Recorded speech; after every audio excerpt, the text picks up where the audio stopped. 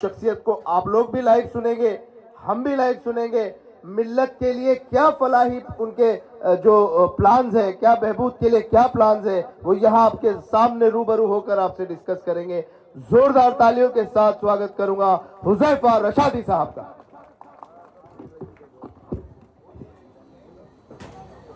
सबक फिर पढ़, सदाकत का, अदालत का, शुजाअत का, लिया जाएगा काम तुझसे दुनिया की इमामत का। और मोहब्बत से हम अपनी बात का आगाज करते हैं कि दुश्मन भी हमारी गुफ्तगू पे नाज करते हैं। और कहां से फितना उठता है, कहां नफरत पनपती है, समझ लेते हैं सब लेकिन नजरअंदाज करते हैं। और किसी कमजर्फ की शोला बयानियों से न डरिएगा, जो खाली होते हैं बर्तन बहुत आवाज करते हैं। अस्सलामु अलैकुम व रहमतुल्लाहि व बरकातहू। आज बांद्रा की सरजमीन पे आपके दरमियान आने का मौका मिला।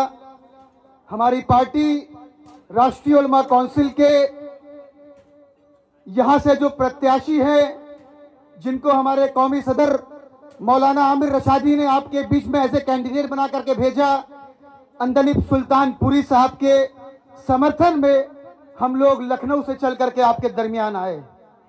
मेरे दोस्तों और साथियों, आपने बहुत देर से, मुझसे पहले मौलाना मुक्तदा हुसैन खैरी साहब जो नेशनल वाइस प्रेसिडेंट है राष्ट्रीय उलमा काउंसिल के, उन्होंने आपको बताया उलमा काउंसिल के बारे में, मौलाना आमिर रशादी की खिदमत के बारे में। मैं दिल से बात कर रहा हूं आपसे, कोई फरेब नहीं, कोई मक्कारी नहीं, कोई रयाकारी नहीं। मोबाइल का जमाना है, गूगल का जमाना है, यूट्यूब का जमाना है।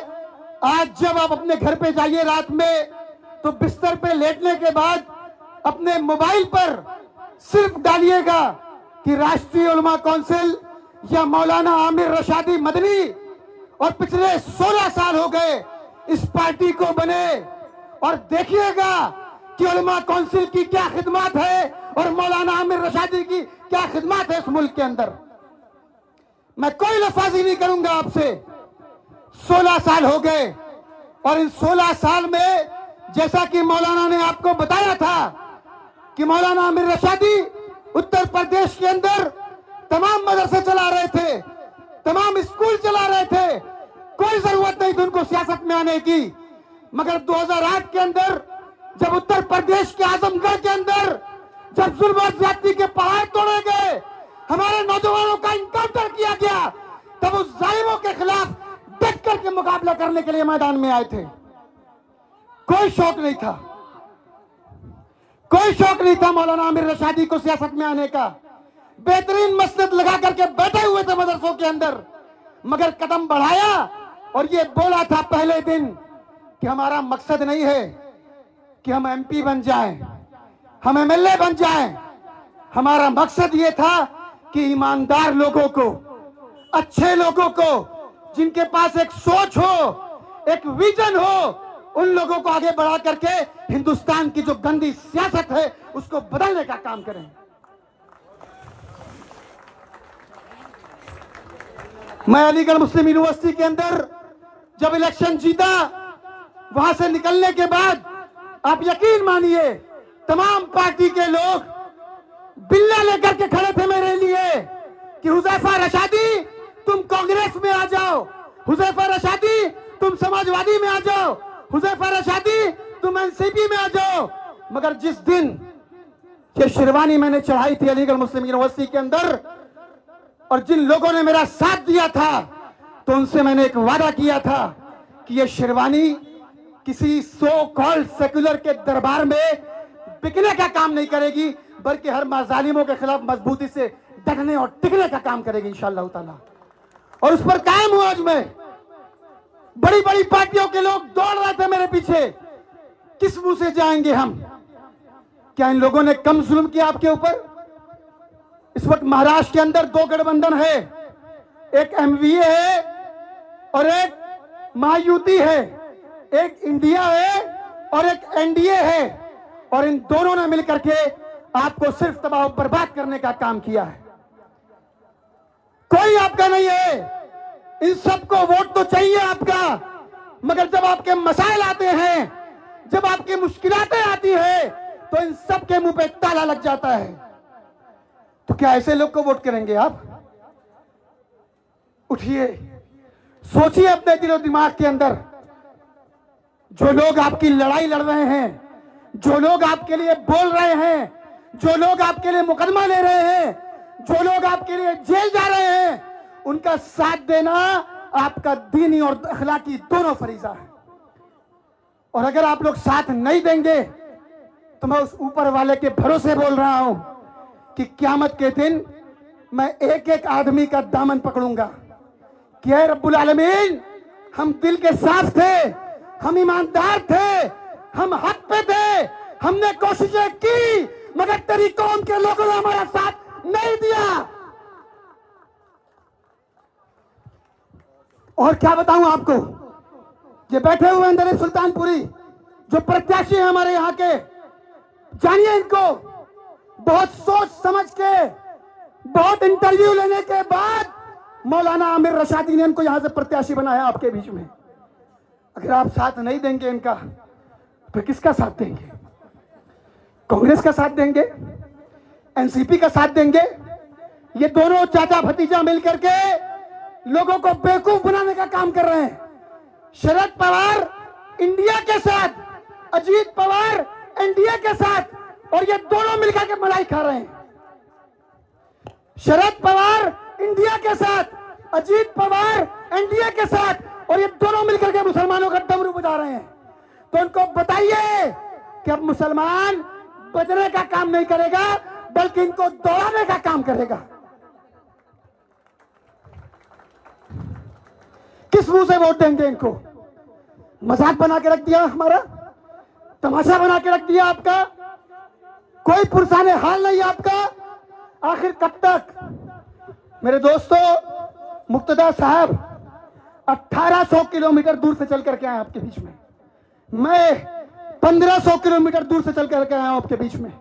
तो हमारी कोशिशों पे पानी मत फेरिएगा, हमारी कोशिशों को बर्बाद मत होने दीजिएगा।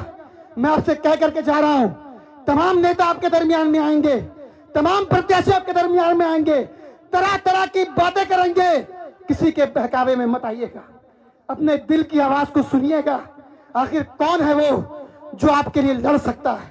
आखिर कौन है वो जो आपके लिए बोल सकता है? पढ़िए उलमा काउंसिल के बारे में, जानिए, और उसके बाद फैसला कीजिए, मत आइए किसी के बहकावे में। अब जो मेरे हिंदू साथी यहां पर है, मैं उनसे कहना चाहता हूं कि राष्ट्रीय उलमा काउंसिल जो क़यादत है, जो पार्टी है, उसका पहले दिन से नारा है, एकता का राज चलेगा, मुस्लिम हिंदू साथ चलेगा। कोई माई कलाल पूरे हिंदुस्तान के अंदर मौलाना आमिर रशादी पे ये इल्जाम नहीं लगा सकता कि हमने कभी हिंदू और मुसलमानों में बांटने का काम किया हो। 70 साल हमने आप पे भरोसा किया, हमने आपके लोगों को जिताया, हमने आपके लोगों को कामयाब किया। एक बार आइए हमारे साथ, हमारा साथ दीजिए। अगर हम लोगों ने बांद्रा को नहीं बदला तो 5 साल के बाद फिर इलेक्शन आएगा, फिर चेंज कर दीजिएगा, किसी और को मौका दीजिएगा, मगर एक बार एतबार तो कीजिए अच्छे लोगों पे। दिक्कत इस वक्त ये है पूरे हिंदुस्तान के अंदर कि जो अच्छे लोग हैं, जो ईमानदार लोग हैं, उनका कोई सपोर्ट ही नहीं करता, उनका कोई साथ ही नहीं देता। तो मैं आपसे कोई लफाजी नहीं करूंगा, कोई जज्बाती तकरीर नहीं करूंगा, सिर्फ आपके इशू पर बात कर रहा हूं। मेरे दोस्तों, हर चीज से ऊपर उठिए, कोई नहीं है आपका। इन सबको इलेक्शन के दरमियान आकर के आपसे अच्छी अच्छी बात करनी होती है, और उसके बाद 5 साल कोई नजर नहीं आएगा आपको। हम वो लोग हैं जो आपके अच्छे वक्त में हाजिर हो या ना हो, मगर जब आप पे बुरा वक्त पड़ेगा तो आपके साए की तरह आपके साथ खड़े रहेंगे इंशाअल्लाह ताला। मेरे दोस्तों और साथियों, जब उलमा काउंसिल का नाम पढ़ा, राष्ट्रीय उलमा काउंसिल, तो हमारे आजमगढ़ के चंद हिंदू हजरात, हमारे हिंदू भाई आए, सिख भाई आए, ईसाई भाई आए, उन्होंने हमारे कौमी सदर मौलाना आमिर रशादी के सामने बात होने लगी कि पार्टी का नाम कुछ सेकुलर रखा जाए, पार्टी का नाम ऐसा रखा जाए जिससे सब लोग जुड़े। तो मौलाना ने उस जमाने में बहुत तारीखी जुमला कहा था कि नाम से फर्क नहीं पड़ता, आपकी लीडरशिप ईमानदार होनी चाहिए। तो अल्हम्दुलिल्लाह आज मुझे फख्र है, प्राउड है मुझे कि हमारा कायद और हमारा लीडर वो ऐसा लीडर है कि हिंदुस्तान के अंदर कोई ऐसा टकसाल नहीं बना जहां से ऐसी नोट और ऐसे सिक्के बनाए जाए जो आमिर रशादी को खरीद सके। सोचिए, देखिए, फिर फैसला कीजिए। लालगंज एक बाजार हमारे यहाँ आजमगढ़ में है, उस बाजार में एक मंदिर के बगल में शराब ठेका था और वहां पे बीजेपी का सांसद था। लोग उसके यहाँ भागते दौड़ते रहे कि भैया शराब ठेका बंद करवाओ।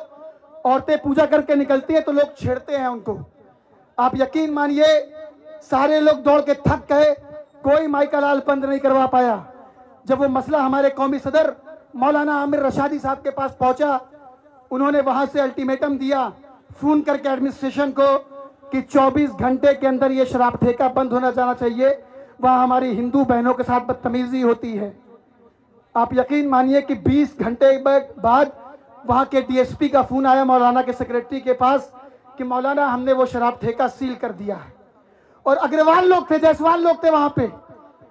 और जब उसके 2 दिन के बाद मौलाना का वहां से काफिला गुजरा तो उन सारे लोगों ने सड़क पर उतर करके उनका जोरदार स्वागत किया और हमारी बहनों ने अपने घरों में से चावल का छिड़काव किया उनके ऊपर। और ये नारे लगे वहां पे, जो लोग कह रहे हैं हिंदू और मुसलमान की बात, उनको मैं बता रहा हूं कि ये उलमा नहीं भगवान है और भारत की पहचान है। ये नारे लगाए लोगों ने कि उलमा नहीं भगवान है, भारत की पहचान है। तो हमने कभी जात, बिरादरी, मजहब में लोगों को बांटने का काम नहीं किया। जब कभी भी किसी पे जुल्म और ज्यादती हुई, हमने हर चीज से ऊपर उठ करके उसका साथ देने का काम किया।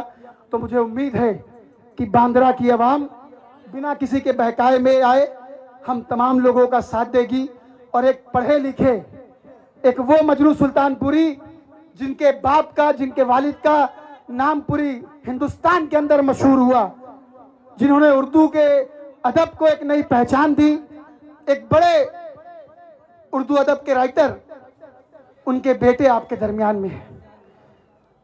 मुझे नहीं लगता कि इससे अच्छा कैंडिडेट आपको पूरे मुंबई के अंदर, पूरे बांद्रा के अंदर कहीं मिलेगा।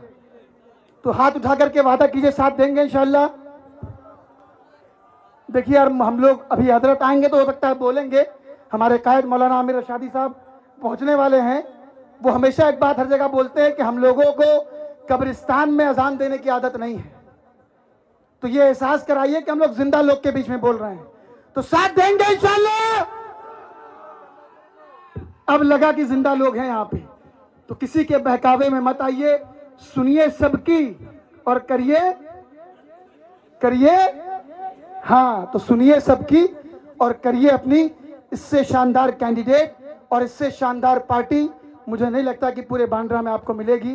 तो मेरे दोस्तों और साथियों, मैं आपसे ये अपील करने आया था और मुझे उम्मीद है कि आप हमारी अपीलों पर लब्बैक कहेंगे और हर चीज से ऊपर उठ करके एक अच्छे लोगों को इस बार मौका देंगे ताकि आपकी आवाज मजबूती से असेंबली के अंदर उठा सके। इस शेर से मैं अपनी बात को खत्म करना चाहूंगा कि हम आतिशे सोजा में भी हक बात कहेंगे, कुंदन की तरह दहर में ताबिंदा रहेंगे। और तारीख बताती है कि हर दौरे सितम में हम जिंदा थे, हम जिंदा हैं, हम जिंदा रहेंगे। बहुत बहुत शुक्रिया।